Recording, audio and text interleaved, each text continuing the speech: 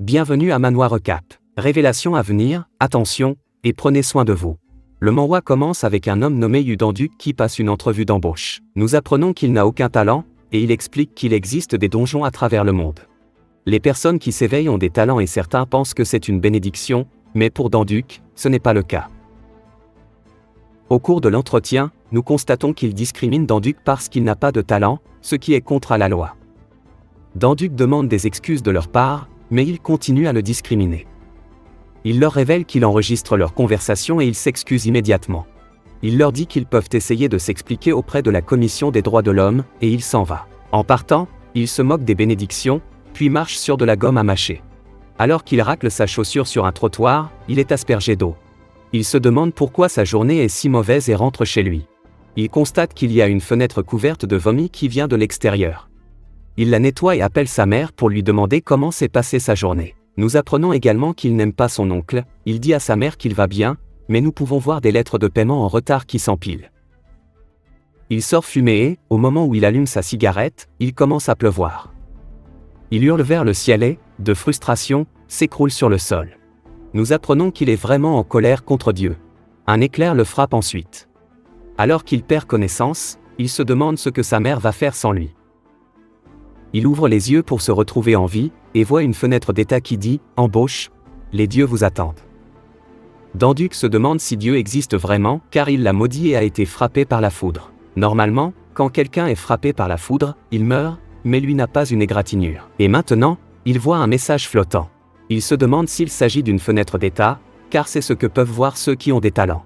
Il essaie d'ouvrir sa fenêtre de statut, mais rien ne s'affiche. Lorsqu'il se demande pourquoi il y a écrit « Embauche », le texte sur la fenêtre change en une offre d'emploi. Comme il n'a rien à perdre, il décide de se lancer. Il voit qu'il y a des catégories, et que certaines requièrent un pouvoir divin. Il se demande si c'est un point tournant pour lui, et il postule pour un emploi qui ne nécessite pas de pouvoir divin. Nous voyons que la fenêtre est celle de Thor et qu'il s'agit d'un donjon. Elle mentionne également que les donjons sont faits par des dieux, et se demande ce qu'est 12 Thor. Réalisant que c'est le paiement pour le travail, il accepte, et est alors transporté au milieu d'une forêt à l'aide d'un éclair géant. Il sort d'un arbre cassé et est attaqué par un monstre. Quelqu'un saisit le monstre par le cou, regarde Dan-duk et lui demande s'il est le nouvel employé. Il se présente comme le dieu du tonnerre, Thor. Il va chercher Dan-duk et lui dit qu'il devrait parler pendant qu'il marche vers le lieu de travail.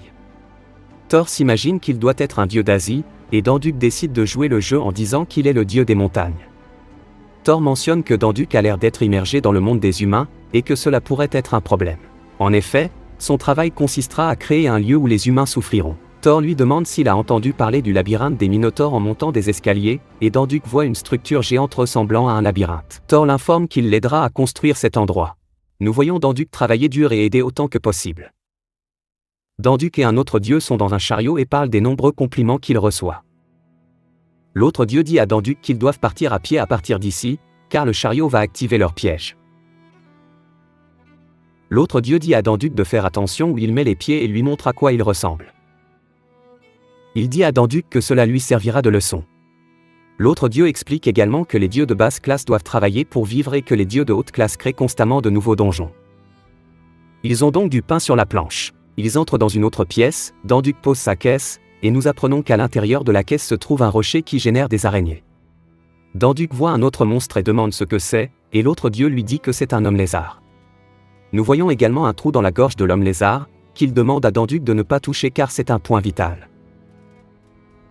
Il passe à la salle suivante, et un gobelin saute pour effrayer Dan-duk.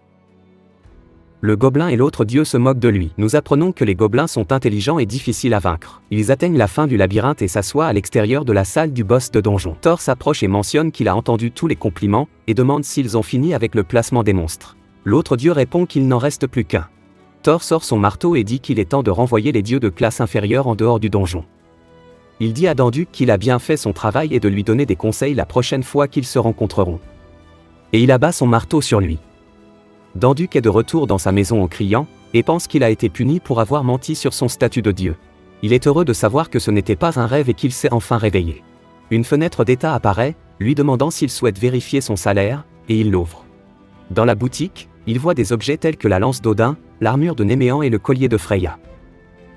Il voit aussi leurs pouvoirs, comme la foudre, la flamme et la destruction. Il se rend compte qu'ils sont très chers. 70 000 tors pour un, et il n'en a gagné que 12 pour son dernier travail. Il voit un autre onglet pour les talents, et ils sont tous de classe double et il dit que le plus important est le prix, et il en trouve un pour 12 tors. Il décide d'acheter un talent d'épée parce qu'il aimait ça quand il était plus jeune, et se demande si ça va marcher. Il débloque une offre spéciale achetez en un, recevez en un gratuitement, pour son premier achat, et il achète le talent de combat. Après l'avoir acheté, il se sent soudainement nauséeux et tombe par terre. Son corps est en train d'être réajusté à ses talents et renforcé complètement. Il a une vision de sa mère s'excuser pour être incompétente et lui dit de ne pas s'inquiéter car maintenant il a un talent. Mais elle lui dit qu'il n'y a pas moyen qu'il en ait un, et il pense que tout cela n'était peut-être qu'un rêve. Alors il appelle la fenêtre d'état. Nous voyons qu'il est devenu un dieu de bas étage et qu'il possède ces deux talents. Il qualifie la vie d'injuste, car un homme sans talent peut devenir un dieu. Son téléphone se met à sonner, et c'est sa mère. Elle lui dit de ne pas venir à l'hôpital, et après qu'il ait demandé pourquoi, quelqu'un d'autre prend le téléphone et lui dit qu'il y a un donjon près de l'hôpital. Jusqu'à ce que la situation s'améliore, il ne pourra pas la visiter. En entendant cela, le jeune homme abandonne son téléphone et s'enfuit directement de chez lui. À l'hôpital, nous voyons des hélicoptères, et les militaires ont fermé l'hôpital et ne laissent personne entrer. Danduc arrive en taxi et active l'une de ses compétences, la concentration au combat. Il est capable d'entendre des conversations de loin et voir plus loin. Danduc dit à l'un des soldats qu'il doit entrer à cause de sa famille, et le soldat lui répond qu'il y a des signes d'un labyrinthe et qu'ils ne peuvent donc pas l'autoriser à entrer. La foudre s'abat sur les gens et les renvoie en arrière, renversant les voitures. Danduc se demande ce qui se passe et aperçoit une porte. À l'intérieur, se trouve le labyrinthe sur lequel il a construit pour Thor. Il se demande pourquoi la porte du labyrinthe est là et aide un homme à se relever. Il pousse rapidement l'homme sur le côté et évite une épée. Un autre homme empalé par une épée lui dit de s'enfuir.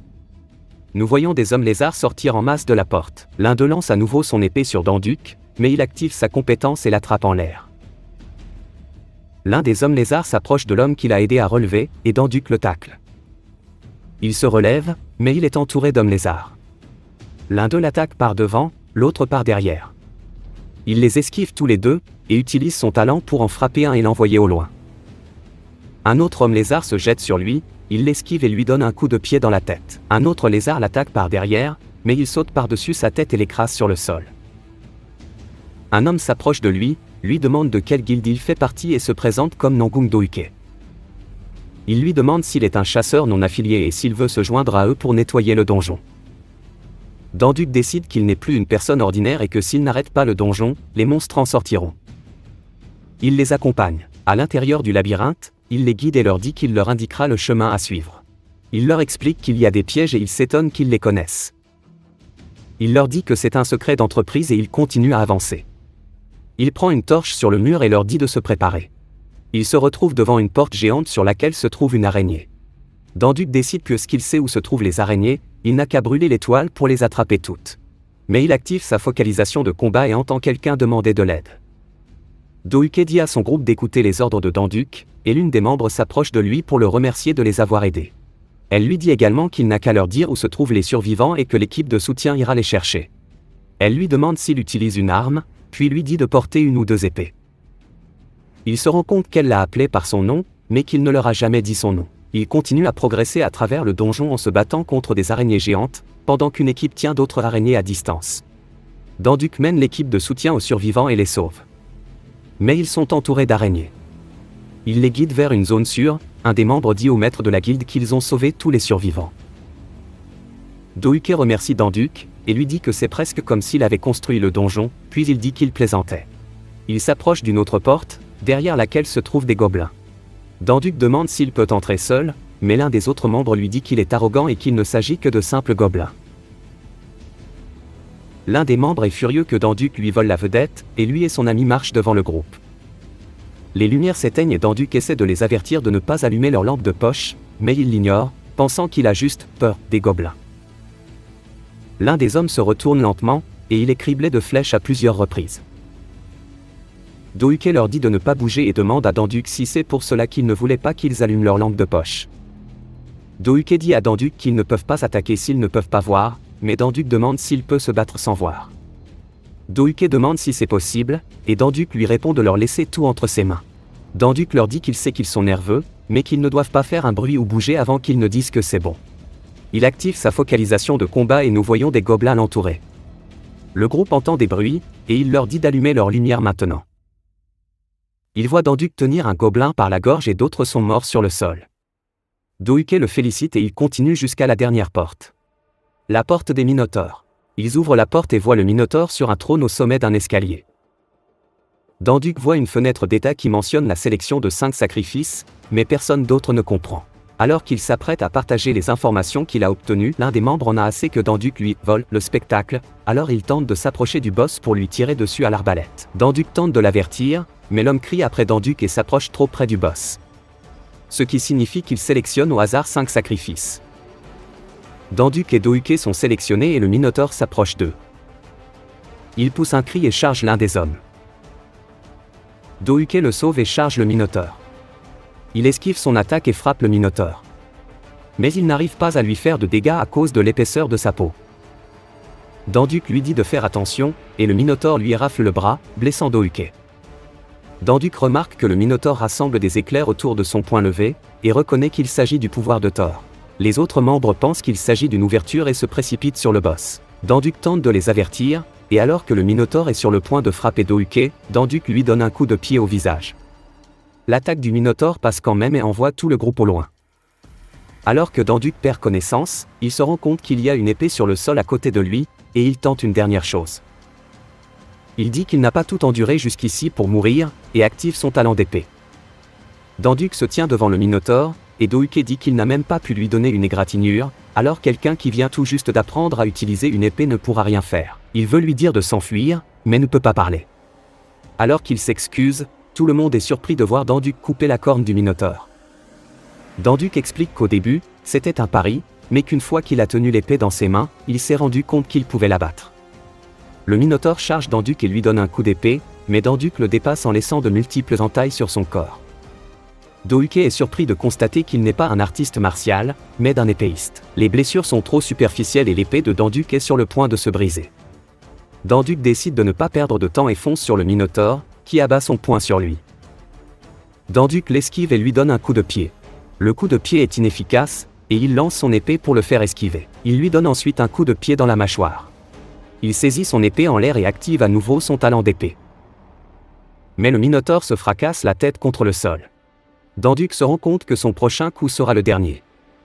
Mais il a besoin d'une ouverture, il voit les éclairs commencer à s'accumuler et réalise que c'est son ouverture. Danduc se prépare pour son attaque, et lui et le Minotaure se mettent en position pour leurs attaques.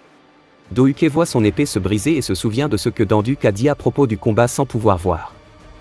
Il dit à l'un de ses membres qu'il a quelque chose dans son habit et que c'est son temps de briller. Danduc continue de préparer son attaque, tout comme le Minotaure. Il continue à se préparer, attendant que l'autre fasse le premier pas, et le Minotaure commence à s'élancer. Danduc fonce droit sur lui, se met à portée et frappe, laissant une grande blessure sur le Minotaure, mais son épée se brise à l'impact. Danduc laisse tomber son épée, croyant que c'est fini, et alors que le Minotaure s'abat sur lui, nous voyons qu'il a saisi une épée qui a été jetée derrière lui. Et il la poignarde en plein dans l'estomac. Nous sommes maintenant à l'entrée de la porte, et les gens à l'extérieur peuvent voir les gens se préparer à sortir, et Danduc porte Douke.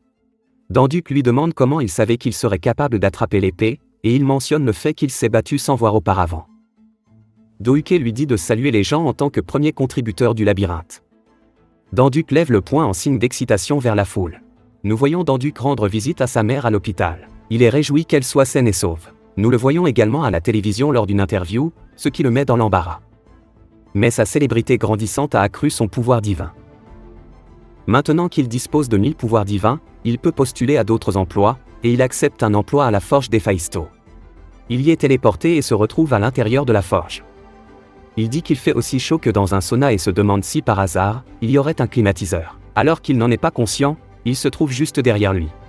Héphaïsto le salue et Danduc lui rend l'appareil.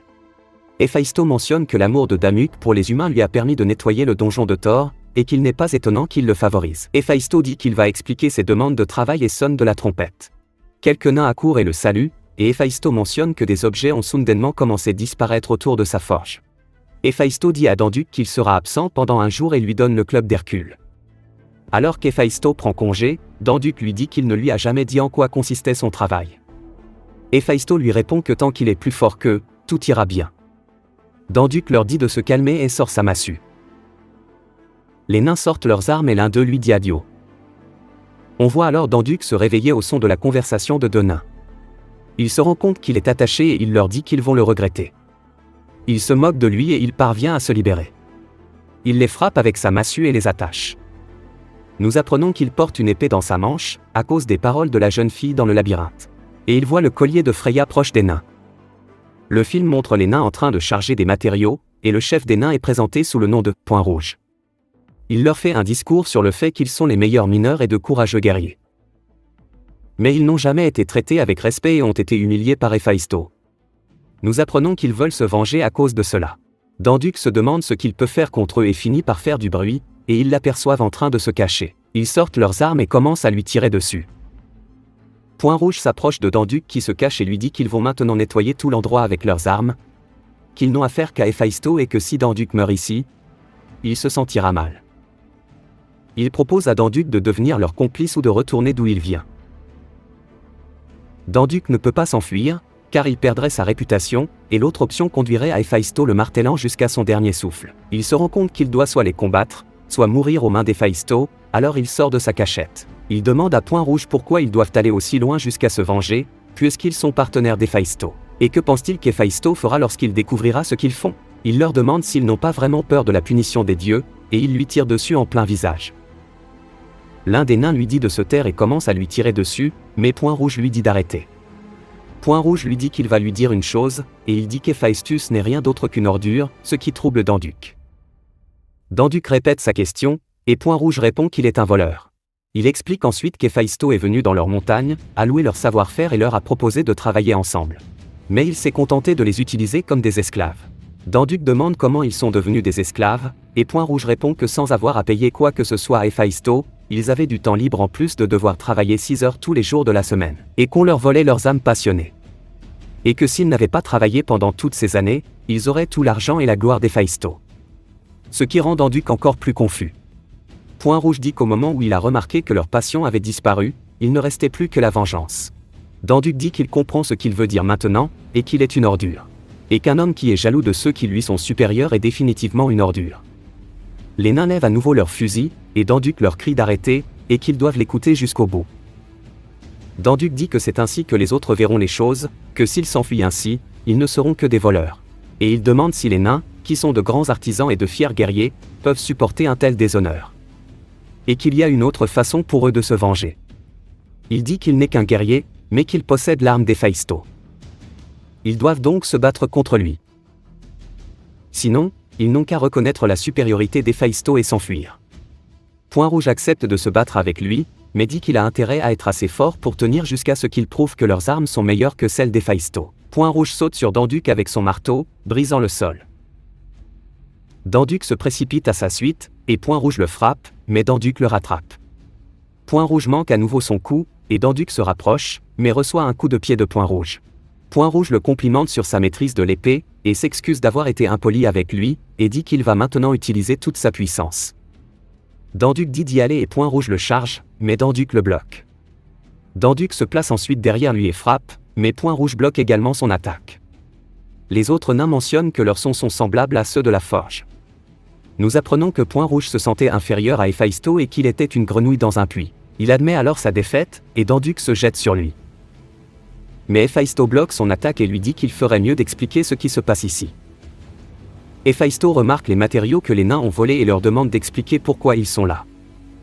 Point Rouge dit qu'il est responsable et que cela n'a rien à voir avec la tribu. Héphaïsto lui demande de s'expliquer et Danduc répond qu'il lui a demandé de le faire. Héphaïsto lui dit qu'il l'a chargé de garder la forge et de lui donner une explication. Danduc sort le collier de Freya, et Point Rouge se rend compte qu'il l'a laissé au nain qui gardait Danduc. Mais Danduc lui dit que Point Rouge l'a trouvé pour lui, et qu'il a demandé au nain de sortir tous les objets de l'entrepôt pour les vérifier. Héphaïsto demande si c'est vrai, mais remarque l'atmosphère tendue et rit en disant que Danduc est un bon gars et qu'il comprend pourquoi Thor l'aime. Héphaïsto ramasse le marteau de Point Rouge et dit qu'il pensait qu'ils négligeaient leur travail de forgeron, mais qu'il entendait le marteau heurter la massue depuis l'Olympe. Il raconte qu'elle est devenue une meilleure arme qu'auparavant. Et qu'il se réjouit de leur collaboration. Héphaïsto dit qu'il a pris la bonne décision en confiant le travail à Danduc et lui donne une boîte en guise de remerciement. Danduc se demande quelle bonne récompense l'attend à l'intérieur. Il ouvre la boîte et est déçu de voir un monstre. Héphaïsto lui dit de regarder de plus près et nous voyons qu'il s'agit d'un bébé renard. Danduc dit que c'est un peu bizarre d'avoir un animal de compagnie, et Héphaïsto fait une blague en lui demandant s'il n'en a pas besoin. Puis il murmure quelque chose au renard, qui se transforme en épée. Il dit qu'il est dommage qu'il n'en ait pas besoin. Il lui explique quelle est l'essence des armes et qu'elle peut se transformer en n'importe quelle arme si elle a à peu près la même taille que le renard. Et que le renard est le trésor d'une déesse. Héphaïsto et le renard font des grimaces en disant que c'est une honte et qu'il va le donner au nain. Danduc dit qu'il prendra le renard, et qu'il ne l'a refusé que par politesse. Danduc décide de l'appeler Blanche-Neige parce qu'il est blanc. Le renard le lèche et Héphaïsto le transfère à Danduc. Héphaïsto lui dit qu'il lui donnera aussi des objets de l'entrepôt et qu'il doit être prudent sur le chemin du retour. Alors que Danduc s'en va, Point Rouge s'approche et lui demande pourquoi il les a aidés, et il lui explique qu'il ressemble à son ancien moi. Point Rouge demande si c'est tout, et Danduc lui répond que tout le monde vit en s'aidant les uns les autres. Et qu'Héphaïsto le savait probablement depuis le début, mais qu'il n'en a pas tenu compte. Lorsque Danduc quitte le portail, Point Rouge le remercie et s'incline. Danduc décide de gagner de l'argent et se rend dans un grand magasin Hunter. On nous présente un directeur général arrogant et sans nom qui, lorsqu'il voit Danduc, le prend pour un mendiant. Il se demande même si c'est un chasseur, car son animal est minuscule et il n'a pas d'armure ni d'armes. Il guide Danduc avec snobisme, pensant qu'il n'a fait que ramasser des ordures pour les vendre et lui dit de remettre ses objets au bureau d'évaluation. L'évaluateur demande à Danduc où il a trouvé ses articles et Danduc répond qu'il a pris des objets au hasard. Le directeur général lui reproche d'avoir apporté des articles bon marché dans son magasin. L'évaluateur mentionne qu'il travaille depuis 40 ans et que c'est la première fois qu'il voit quelqu'un se débarrasser d'un équipement valant 4 étoiles. Le directeur général change instantanément de personnalité et le guide vers le salon VIP. Il lui indique le prix de ses articles, ce qui surprend Danduc. Il décide de vendre tout son matériel, mais pas dans le magasin de Monsieur Snob tout le temps. Nous voyons Danduc après avoir vendu son équipement, et il est heureux des chiffres de son compte de banque.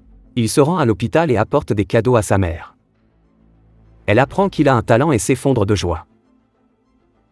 Doukei passe à la télévision et fait l'éloge de Danduc, ce qui augmente sa réputation et lui permet d'obtenir plus de pouvoirs divins. Il voit également à la télévision qu'une porte s'est ouverte, ce qui effraie Blanche-Neige. Danduc touche Blanche-Neige et entrevoit un œil géant qui surveille la Terre. Il dit à sa mère qu'il doit partir, et nous voyons des hommes combattre des gobelins en quittant le portail. Et Danduc vient tout juste d'arriver au sommet d'une falaise au-dessus de la porte. Quelqu'un voit Danduc au-dessus de la porte et en parle à son supérieur, qui se fâche. Il décide, avant qu'une mauvaise histoire ne soit écrite à son sujet, de s'occuper seul du civil. Il saute sur la falaise pour rejoindre Danduc. Il dit à Danduc d'aller tourner sa vidéo YouTube ailleurs. Il lui dit qu'il comprend qu'il soit nerveux devant un chasseur 3 étoiles, mais que s'il veut un autographe, il peut lui en donner un. Danduc lui demande s'il est célèbre ou quelque chose du genre, ce qui met l'homme en colère. L'homme traite Blanche-Neige d'animal de compagnie faible et dit que Danduc réfléchira après avoir été battu. Danduc esquive et le fait trébucher. Au moment où il tombe de la falaise, Danduc le rattrape. Il s'excuse et demande si un chasseur 3 étoiles peut frapper n'importe qui avec son poing. Il dit que c'était une esquive chanceuse et le frappe à nouveau. Danduc esquive de nouveau et lui dit que ce n'est pas grave s'il veut continuer, mais que les gens regardent. Les spectateurs remarquent que c'est Danduc, et ils leur crient de prendre de belles photos, car ils vont bientôt entendre de bonnes nouvelles. Danduc saute de la falaise et entre directement dans le portail. On dit que les humains ne peuvent pas franchir les portails. Un message de statut apparaît, vérification de votre statut, dieu de classe inférieure, vous pouvez entrer dans ce monde, vous êtes centré dans l'autre côté du monde, l'œil de l'abîme nous observe. Danduc lui répond qu'il avait raison et que seul un dieu peut franchir la porte. Alors qu'il tente de l'explorer, il est arrêté par un mur invisible. Il essaie à plusieurs reprises, puis décide d'entrer dans le seul endroit où il peut le faire, c'est-à-dire une grotte. Il dit qu'il l'a vu dès son arrivée, mais qu'il n'a pas voulu entrer. Mais il est temps de voir le visage du propriétaire de la porte. Nous voyons Danduc sur les cadavres de quelques gobelins, se demandant pourquoi ils sont si nombreux. Il pensait pouvoir s'en débarrasser en tuant le boss, mais il semble que ce soit différent des autres donjons. Les monstres semblent être conscients. Alors qu'il commence à parler de l'augmentation de sa puissance divine, un gobelin géant entre en scène. Il se jette sur Danduc, mais il l'esquive. Il a enfin trouvé le monstre boss. Il voit le monstre arriver, mais il est très lent. Danduc se demande comment il peut être un chef de donjon alors qu'il est si peu surveillé, et brise son épée. Il transforme Blanche-Neige en épée et coupe le gobelin. Il n'est pas sûr que le chef soit vraiment mort, ou qu'il fasse semblant parce qu'il n'y a pas de message clair. Il extrait le noyau pour prouver qu'il l'a tué, et lorsqu'il le retire, la couleur est noire au lieu de ce qu'elle est normalement. Le noyau bouge, il s'échappe de sa main et l'effraie. Il le poignarde et voit un message indiquant que la porte a disparu. À l'extérieur de la porte, des journalistes demandent s'il est vrai que quelqu'un est entré à l'intérieur. Des chercheurs discutent de la nécessité d'arrêter les journalistes, faute de quoi le monde universitaire sera critiqué pour ses informations erronées. Alors qu'ils discutent de tout cela, Danduc sort par la porte. Il est content qu'il y ait beaucoup de monde. Les journalistes le bombardent de questions, et il leur dit que la chose la plus importante est que l'humanité peut maintenant détruire les portes de donjon. Il lui demande comment, et d'être précis, et il leur montre le noyau du patron qu'il a extrait. Il le lance en l'air et leur dit qu'il va leur montrer quelque chose d'intéressant. Il le coupe en morceaux et la porte se brise derrière lui. Le portail disparaît et tout le monde est surpris. Danduc se dit que c'était cool, et il a raison. L'une des chercheuses dit qu'elle n'a jamais vu une chose pareille de toute sa vie. Elle lui demande qui il est, et il lui dit son nom. On voit que son nom se répand dans toute la Corée. On voit sa puissance divine augmenter rapidement, et il atteint 10 000 points de puissance divine. Il est maintenant désigné comme un dieu de classe inférieure, une classe supérieure que celle qu'il avait auparavant. Un journaliste place son micro dans la fenêtre d'état, ce qui effraie Danduc. Plusieurs autres personnes lui tendent leur micro, et une fille s'approche de lui dans la foule. Les gens sont surpris de la voir, et il s'avère qu'il s'agit d'une chasseuse 7 étoiles nommée Ju Soyul. Soyul lui dit qu'il devra les accompagner, et nous voyons Danduc assis à l'intérieur d'un appartement, et il se demande pourquoi ils l'ont appelé là. Nous en apprenons un peu plus sur Soyul et sur le fait qu'elle est l'une des 3 seules 7 étoiles. Et comment elle est reconnue dans le monde entier. Pendant qu'il attend, il ouvre sa fenêtre d'état et déverrouille les systèmes de pouvoir, de symboles et de titres. Il se demande si les titres sont quelque chose comme « Dieu de la guerre » pour Arès, et il a plusieurs choix. Il opte pour « Dieu de l'épée ». Nous voyons le système dire « Damuk a reçu le nom d'épée et une boule de lumière pénètre dans sa poitrine ». Une autre dit « Tu as été intronisé Dieu de l'épée ». Il doit maintenant choisir un pouvoir pour lui-même, et il choisit intuition. Il montre ses nouvelles statistiques, et que l'intuition lui donne un 6e sens. Quelqu'un frappe à la porte, et c'est Soyul. Elle lui remet un laissez-passer pour sa guilde, et il se regarde maladroitement. Neige saute vers elle et elle le caresse. Elle lui donne une collation et lui dit qu'elle a été ravie de rencontrer Damuk et Neige. Mais il n'a jamais mentionné le nom de Neige. Il pense qu'il s'agit d'une harceleuse et ne sait pas quoi faire à son sujet, mais il est interrompu par une alerte. C'est une notification de travail pour nourrir Cerberus. Et c'est un double salaire. Il confirme le choix de travail, et nous voyons le paysage du monde souterrain. Il est téléporté à l'intérieur et accueilli par une lumière aveuglante. Il s'agit en fait d'un homme effroyable qui tient une lampe. Danduc se rend compte qu'il est sur un bateau, et l'homme sur le bateau lui dit qu'il n'est pas mort. Il explique qu'il s'agit de la rivière Styx et que c'est là que les morts sont transportés, et que les vivants ne peuvent pas traverser. Danduc reconnaît l'homme sur le bateau dans la mythologie, et il s'agit de Charon. Danduc lui demande s'il peut l'aider à traverser, et il lui dit de repartir. Danduc demande s'il peut rencontrer Hadès, ce qui met Charon en colère. Charon sort sa faux et lui dit de repartir, en ajoutant que beaucoup de dieux de basse classe au sang chaud sont morts ainsi. Danduc lui montre son doigt, ce qui met Charon en colère. Charon lance sa faux vers le bas et Danduc esquive. Il sort Neige et coupe la lame de la faux en deux. Il est surpris par l'arme de Danduc, et nous pouvons voir que Danduc tient la massue d'Hercule. Cela met Charon encore plus en colère, car c'est une arme qui a été utilisée pour le battre auparavant. Alors qu'il commence à parler, Danduc frappe Charon à la tête et lui dit de se dépêcher. Ils arrivent à destination et alors que Danduc descend du bateau, Charon brandit sa faux dans sa direction. L'intuition de Danduc s'active et il esquive l'attaque. Danduc le bête et est approché par Perséphone. Elle explique que son mari était furieux que personne n'ait posé sa candidature, et que sans lui, elle aurait été obligée de le faire. Elle l'escorte jusqu'à l'endroit où se trouve Cerbère et lui explique que battre Charon était un test. Danduc pense qu'il s'en sortira parce que ce n'est qu'un chien, mais nous voyons Cerbère, et Danduc pense qu'il est foutu. Et il montre un message se moquant d'Hadès pour avoir dit « le chien ne mord pas ». Perséphone lui remet une lettre qu'Hadès a écrite pour nourrir le chien, et qui lui dit pratiquement de mourir. Et Danduc déchire la lettre en deux, se demandant comment il est censé de promener Cerbère. Elle mentionne que le précédent participant a essayé de s'enfuir et qu'Hadès l'a gardé en enfer et l'a mis en pièces, ce qui effraie Danduc. Il recolle la lettre et demande par quoi il doit commencer. Elle lui dit de commencer par nourrir les animaux, et nous voyons d'énormes morceaux de viande. Danduc prend de la viande et mentionne qu'il travaillait dans un café pour animaux. Il essaie de faire asseoir Cerberus, mais celui-ci lui jette de la terre. Cela le met en colère et il lance la viande sur Cerberus. Les autres têtes rient et il leur jette aussi de la viande. Ils le chargent avec colère, mais sont arrêtés par la chaîne. Danduc nargue Cerbère qui se libère des chaînes. Danduc attrape Perséphone et s'enfuit. Elle lui dit qu'elle est toujours la femme d'Hadès et qu'il ne l'attaquera pas. Mais Cerbère essaie quand même de l'attaquer. Il la pousse hors du chemin et invoque Neige, puis saute dans les airs. Neige se transforme en massue et s'abat sur la tête de Cerbère. Cela ne fait rien et Cerbère lui donne un coup de patte sur le côté, et l'envoie voler. Mais Danduc atterrit au bord du Styx et on voit des mains qui essaient de le tirer vers l'intérieur. Perséphone l'avertit, mais il ne l'entend pas, et Cerbère lui fonce dessus. Danduc refuse de mourir à Cerbère et se jette dans la rivière. Cela choque Perséphone. Nous voyons Danduc s'enfoncer dans l'eau et il se demande s'il est en train de mourir. Il se demande si les bons moments n'étaient que des illusions. Il a l'impression que ses souvenirs dérivent et qu'il doit s'agir de flashbacks. Il voit Blanche-Neige nager jusqu'à lui et le mordre au nez. Il remarque alors que des mains le tirent vers le bas et, alors qu'il perd conscience, il se souvient du marteau géant qu'il a reçu et l'invoque. Il frappe des mains pour les éloigner. Il l'utilise à nouveau et s'éloigne des mains. Il nage jusqu'à la surface et sort en rampant. Il est accueilli par les dents de Cerbère. Et nous le voyons se faire mordre. Danduc se demande pourquoi il ne ressent pas de douleur, puis nous constatons qu'il est immunisé contre tous les maux dus à son séjour dans la rivière. Il évoque l'histoire d'Achille, mais Perséphone est choquée de le voir dans la bouche de Cerbère.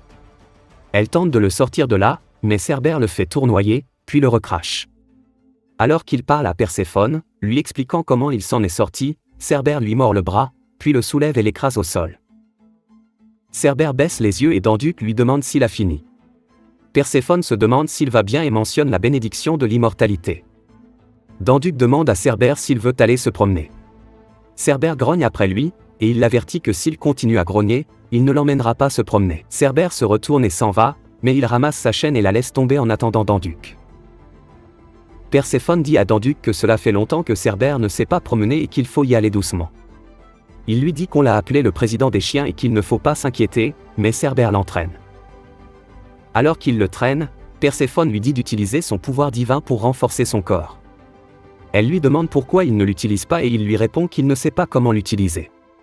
Il lui demande comment faire, ce qui la rend perplexe, car il ne le sait pas. Elle lui dit de se rappeler comment il utilise son pouvoir et d'imaginer qu'il contrôle l'eau à l'intérieur de son corps. Danduc s'imagine contrôler l'eau dans son esprit et parvient à arrêter Cerberus. Elle dit à Danduc de se concentrer sur la partie de son corps qu'il veut renforcer, il se concentre et tire Cerberus, le faisant basculer dans les airs. Il dit à Cerberus que c'est assez pour une promenade et qu'il doit rentrer. Mais Cerberus ne veut pas, alors il le tire vers l'arrière. Perséphone est surprise de voir tout ce qu'il peut faire, même si c'est la première fois qu'il utilise son pouvoir, et qu'il est bon pour un temps partiel. Il se demande pourquoi elle n'est pas intervenue auprès de Cerberus alors qu'elle est très forte. Elle lui explique qu'il y a des restrictions et que Cerbère garde l'enfer et bloque les esprits qui veulent retourner dans le monde des mortels. Et qu'elle est l'un d'entre eux. L'un de ceux qui veulent revenir. Alors qu'il rentre chez eux, il se souvient du mythe d'Hadès qu'il a enlevé et de la tristesse qu'elle doit ressentir. Se rend compte qu'il ne peut rien y faire. Cerbère se met en colère et Danduc demande à Perséphone pourquoi. C'est parce qu'il poursuit une âme. Il se demande pourquoi il a un chien qu'il est le seul à pouvoir manipuler. Alors qu'il place la chaîne sur le pilier, son intuition s'active et Danduc frappe le pilier, essayant de voir ce qu'il contient. Il en sort le collier de Cerberus. Elle se demande comment il a su où il se trouvait, et Danduc répond que c'était une intuition mais qu'il ne peut pas l'utiliser parce qu'il appartient à Hadès. Perséphone réfléchit et dit que cela n'a pas d'importance, et que l'utiliser n'est pas interdit ou quoi que ce soit, et Hadès lui a souvent dit de trouver le collier. Il dit à Cerbère de le laisser le mettre, mais il doit le vaincre pour le faire. Il se sent comme dans Pokémon et ordonne à Cerberus de s'allonger, de se retourner, etc. Pour l'avoir mordu plus tôt, il punit Cerberus en l'obligeant à faire face à un mur jusqu'à ce qu'il dise qu'il peut se retourner. Alors qu'il lui dit que Cerbère ne peut rien contre lui, elle lui pique la joue et lui jette un sort. Alors qu'il tombe inconscient, elle lui dit que Cerberus avait deux objectifs. Le premier était de surveiller les morts qui tentaient de s'échapper, et le second était de la surveiller elle. Elle lui dit de bien dormir et qu'elle reviendra avant le retour de son mari. Alors que Danduc perd connaissance, il se souvient que pour Hadès, Perséphone est plus importante que le monde des morts. Si vous avez regardé jusqu'à la fin, commentez, Gopta, pour me le faire savoir. Abonnez-vous pour plus de contenu, laissez un like ou un commentaire pour aider la chaîne, merci de regarder.